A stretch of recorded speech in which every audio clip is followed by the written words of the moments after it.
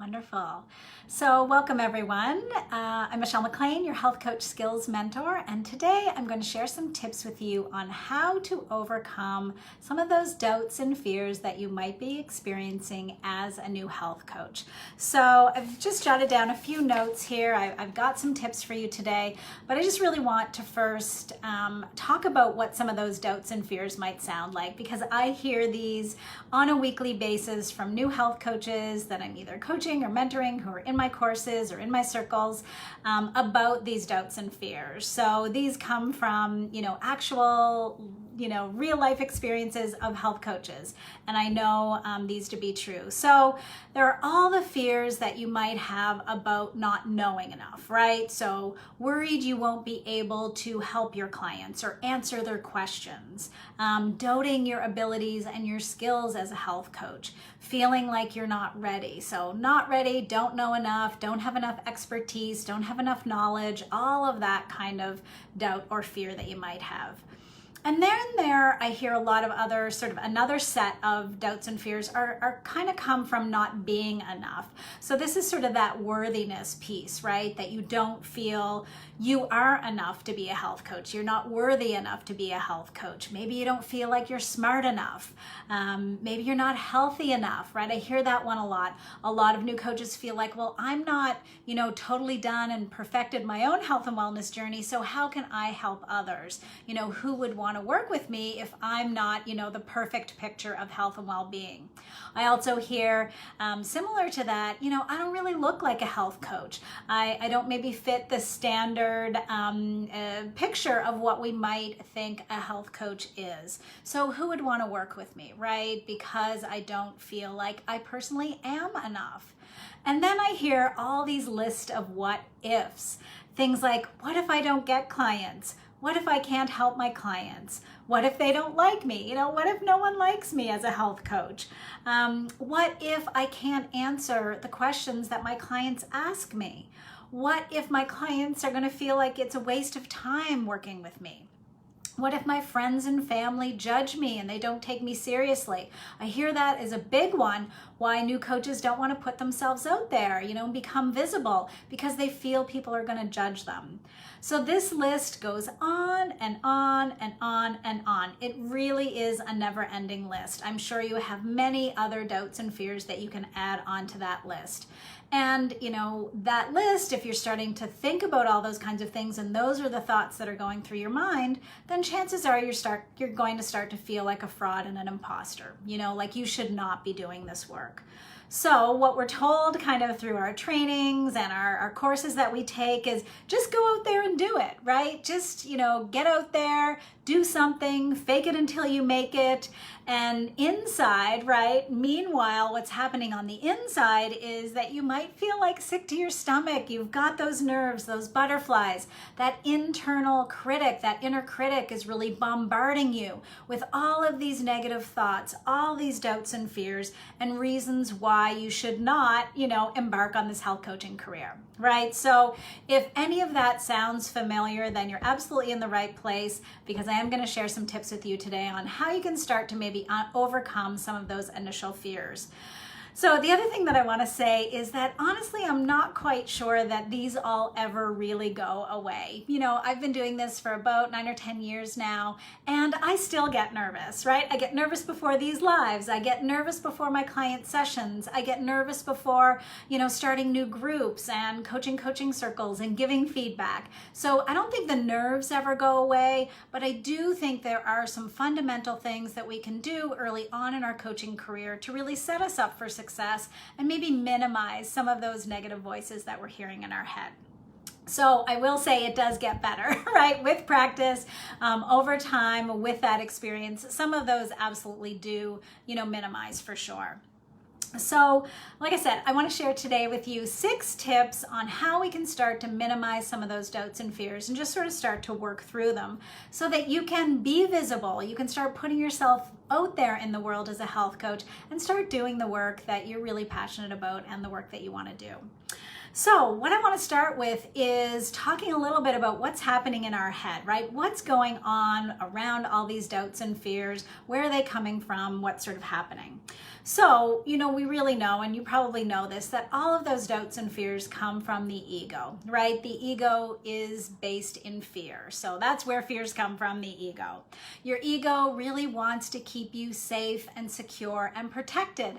So whenever we try something new, like embarking on a brand new career as a health coach, our ego is really gonna get agitated, right? It's gonna speak more loudly than it did. So those fears, wanting to keep you safe, wanting to keep you in your comfort zone, that's what your ego is going to do to really prevent you from failure and harm and, from predators, right? That's what our sort of reptilian brain is designed to do. It's really to protect and keep us safe. So that's what's going on in your head when you're experiencing some of those doubts and fears. So how do we combat that? How do we overcome and maybe start listening to a different voice? Well, we can do that by listening to the voice of love, right? It's either fear or love, and love is going to overcome fear in any instance, really. So we want to drown out those voices of fear, those inner critics, those inner doubts with the voice of love. So love is going to be all about your dreams and desires, right? What are those dreams and desires? The vision that you have for your health coaching practice. Love comes from that place of inner wisdom, your inner knowing, that this is what you should be doing, that this is what you're passionate about. It's that voice that believes in you, right? It's the voice that knows you are ready, that you do know enough, right? It's that voice. You do know enough. You are ready. You are worthy to do this work. So that's the voice that we want to start cultivating and listening to and really nourishing and nurturing. So that's the voice we want to start listening to. So my tips that I'm going to share with you, are based in this fact that the best way to overcome some of these doubts and fears is to start to listen to that voice of love, to start building your confidence. And, that's really what we need to do. We need to build up that confidence and listening to that other voice. So how do we do that? That's some of the tips that I'm going to share with you today. I've got 6 tips on how we can start doing some of that, building that competence, building that confidence, listening to the voice of love. So again, you can put yourself out there and start doing the work that you love as a health coach. So the first tip that I have for you is really starting to write down and journal and be with all of those musings that come from that voice of love, right? We want to start tapping into that. And like I said, cultivate and nurture and start listening to that voice instead of the voice of fear. So how do we do that? What are some things we can do? So I have a few tips here on different aspects that you can draw on and start to write down and journal about that can really cultivate that voice of love. So the first is to write down your vision for your health coaching practice, right? Those dreams and desires. What's your big why? Why did you want to become a health coach? What do you envision that looking like? What is being a health coach going to bring to your life and the life of your clients? So start writing that down and really sinking into all the positive benefits and all the good stuff that's going to be coming from you being a health coach. The second tip is, get clear on your core values. When we get clear on what we stand for, what we believe in, those sort of guiding principles of our life, that's going to help to start build your self-confidence, right? So get down, do some work around your core values. There's all kinds of different exercises and different inventories that you can take around values to help you get clear on those. So that's really going to help boost your self-confidence for sure. The third tip around tapping into that voice of love and some writings to be doing is to do a strengths inventory. So similar to values, but writing down your top qualities, your characteristics, your abilities, your skills. What are all those strengths that you have? So we want to write all those down, get an inventory of them. So if you can, see what I'm talking about here, we're really tapping into all the positives, right? The other thing to do is to make a list of your previous accomplishments. So we know you've been successful in your life, right? You have accomplished and achieved things. So what are those successes? What are those wins? What are the things you've achieved? What are the obstacles that you've overcome in your life, right? So make a list of all of those to really draw from. And then finally, start to tap into and make a list of affirmations. So what we want to do is combat a little bit those negative thoughts, the I'm nots, right? And the I shoulds. I'm not ready. I'm not smart enough. I'm not skinny enough. I'm not, all the I'm nots. We want to just really just overcome those with some I am statements, with some positive affirmations. So start writing down the ones that resonate with you. We want to put those as I am statements. We want to put them in the present as if they're already happening. So things like I am capable, I am ready, I do know enough, I am excited to do this work, right? Get some excitement, some emotion, some feeling in there. So start to write down some of those I am positive affirmation statements to repeat over and over to yourself that will really replace those negative voices of doubt and fear. So that's kind of the first tip that I have. Just start writing down, journaling, contemplating all of that positive goodness that's going to help build your self-confidence. The second tip that I have for you is to start shifting into the coach mindset. So this is a big one for new health coaches. A lot of new coaches are confused about what coaching is, their roles and responsibilities. So my number one tip here for you is that we need to stop thinking about ourselves as doctors, as dietitians, as fitness trainers, as therapists. Because if you feel like you need to be all of those things, yet you have not trained in them, then of course you are always going to have doubt and fear, right? You're always going to feel like an imposter and a fraud because you're not trained to do those things. So when you try to be those things that you're not trained in, that's really going to make you feel out of your comfort zone, right? You're always going to feel like you don't know enough in those areas because frankly you don't, right? So we really need to move out of that mindset of being the expert and the authority, and we need to move into the coaching mindset, which is all about, being the guide, being the ally, being a co-collaborator, being a partner with your client, right? The coaching relationship is so different from all those other health professional relationships.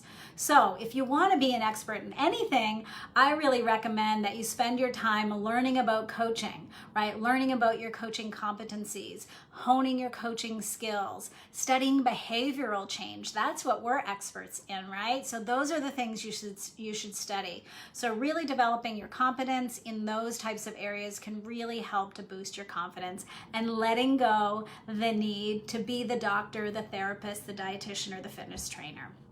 So my third tip is really get clear on your scope of practice. So whatever training you did, there should be a scope of practice that was attached to that. Really get clear on that, because when you stay in your own lane as a health coach and stay out of some of those other lanes, that is really going to be your comfort zone, right? That's what you're trained in, that's what you're good at. So stay in that lane, really get good at all of those things, and then again, you won't have to worry about being an expert in all of those other areas that you're not trained in.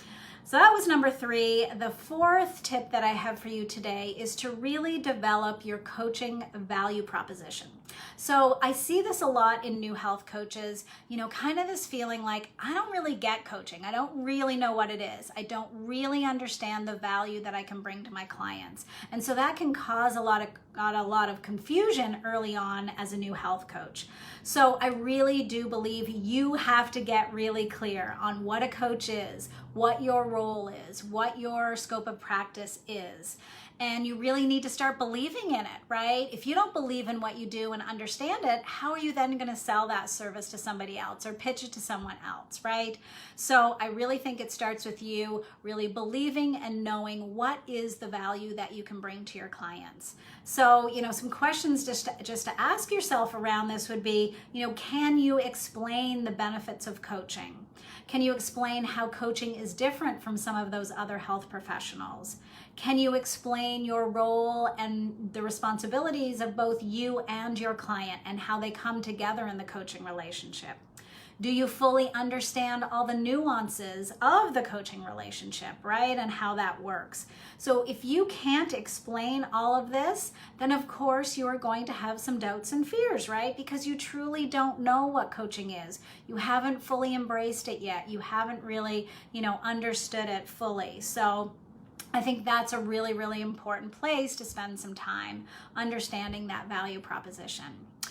So my fifth tip for you is a little on that, not being enough kind of doubt or fear. You do not need to be perfect in your own health and well-being in order to be a health coach. So I'll say that again. You do not need to be a health and wellness guru. You do not need to be perfect. So really just let that one go if you can. So talking a little bit about that, what I always say to my students is, as long as you are working on your own health and well-being, that it is a priority for you, that it is a value for you, then I believe you can stand in integrity and absolutely coach your clients. Because again, you're not being the expert, you're not being the authority, so you don't need to be that guru, right? You don't need to know it all. You don't need to have, study medicine and nutrition physiology to be a health coach. That's really not what we're doing here. So you are not a fraud, right? You are not an imposter. You are passionate about health and well-being. You do have a ton of knowledge, I'm sure. You've gone through a health coach training. You are a trained health coach. So it's really, and I'm sure you've all heard this one before, that as long as you are a couple steps ahead of your client, you can absolutely coach others.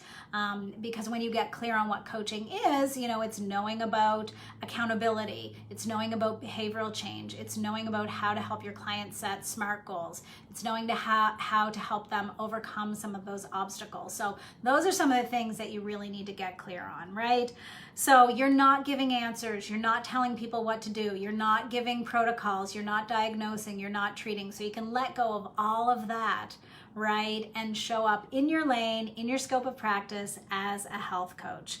So I will, just checking my notes here on this one, I also within this, like that you don't have to be perfect. There's never going to be a perfect time. You're never going to know it all. You can do course after course after course after course, but you're never going to know it all, right? Some of that is going to be helpful, but, I really want you to know that you can be learning and you can be coaching at the same time. I'm always learning more, right? But I'm still coaching at the same time. So we can have those different tracks. You can be working on your own health and wellness and moving through your own health and wellness journey while you are still coaching others. Absolutely. So please know that you do not have to be perfect. You do not have to have the perfect health and wellness and be a health and wellness guru to be a health coach. Alrighty, so then my final tip number 6, is to get some practice. Practical experience is the number one way to boost your confidence as a health coach. So I know this can be tricky as a new health coach if you haven't gotten clients yet and things like that, to get that experience. So I do have some tips on how you can go about getting some of that practical experience. So number 1, if you are still a student, please take advantage of all the opportunities your training program is providing you. So whether that's getting an accountability partner or a buddy coach to practice with, whether that's volunteering to be the coach when you're practicing in your own skills labs or in the practicums that you're given, please just take advantage of all of that. I see so many coaches come out of their training and, they just didn't make the time for that. They didn't get a buddy coach. They didn't volunteer enough. And then they're saying, yeah, I just don't feel ready. Well, you didn't take advantage of those opportunities. So please, any opportunity that you can to practice that coaching, take advantage of it. Also, of course, we're always told to get some practice clients, right? And I say this with just a little word of caution. I am not big on pro bono or 100% free practice clients. And why that is that I've seen so many times coaches get out there and their friends and family want to work with them, and it just doesn't quite work out. There's no investment, there's no commitment from the client. They're doing it as a favor to help you out. So they might not show up, they might not take you seriously, they might not do the work. And so you're going to feel even worse, more like a fraud and an imposter, because it's not working with this free pro bono client, right? So what I recommend is instead is, if you're still a student, just put on a student fee, right? That could just be a lower priced offer that's just getting those people in the door. They've got an investment, they've got some skin in the game, and they're willing to do the work. So those are the people you want to, do those first initial coaching relationships with, people who are invested. And I also, don't just take whoever is willing to, oh, hey, I'll practice with you, I'll volunteer, right? Do the health history, do your discovery session with them. Make sure that they are ready. Make sure that they do want to make change. Have an agreement, right? Go through exactly like you would with a real client. And of course, if they're paying you a little bit, whatever that nominal fee might be, you are going to want to go through all of those steps like you would with a real client. We don't want to skip any of those because that's what makes the coaching relationship work, right? So do get some practice clients or some, student priced clients early on, but do charge for those so that you do get clients who are invested, and also make sure you get a testimonial from those folks, right? The other thing in terms of getting some practice is, I tell students all the time, you don't have to wait to get a client until you start practicing your coaching skills. Coaching skills are just amazing communication tools is what I was trying to say. So start practicing those every day with your friends, with your family, with your colleagues and coworkers. Start practicing with your spouse and your kids. And my cat's going to jump up here and get in my way any minute. So start practicing those coaching skills. Use your active listening skills. Ask open-ended questions. Ask high mileage questions. Use those reflections. That's really going to get you thinking about being a coach and start using some of those skills. So you don't have to wait until those first clients to start practicing those skills. So I hope those tips have been helpful today to help you sort of move through some of those initial doubts and fears you might have as a new health coach. If you would like more around this, my Health Coaching Essentials course covers all of this and much more. We really do help you overcome all of this. So we go over the coaching value proposition. We go over scope of practice. We up-level and hone those, foundational coaching skills. And then I teach you an entire methodology framework for your coaching program and then for your coaching sessions. So if you're interested in that, you can get into the Health Coaching Essentials self-study course at any time. And then a couple of times a year, I actually run the live program, which we're into right now, where you've got weekly skills labs and you get to actually practice all those skills. So if you're interested in that, just drop me a message and I can send you the link to learn more. So thanks for tuning in again today, everyone. I hope that was helpful. And if you have any questions, just pop them in the comments and I'd be happy to answer them. Take good care, everyone. Bye for now.